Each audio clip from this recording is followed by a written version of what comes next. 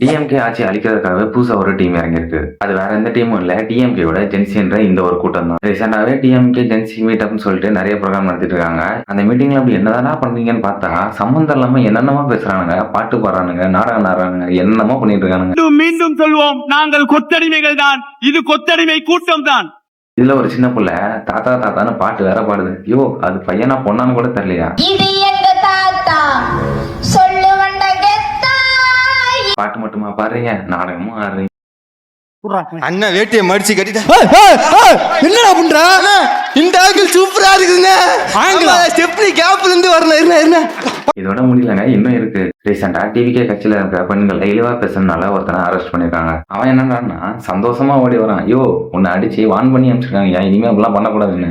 நீ என்ன சிரிச்சுன்னே வர? அவன் ஓடி வரும்போது எப்படி இருந்தது தெரியுமா? பாருங்க சார், ஒரே பைத்தியங்களா இருக்கு சார். சார் இவன் மட்டும் இல்ல, இவனுக்கு மேல இன்னொருத்தனும் இருக்கான். உதயண்ணா தம்பின்னு சொல்லிட்டு ஒருத்தன் சுத்திட்டு இருக்கான். உதயண்ணா தம்பினானா?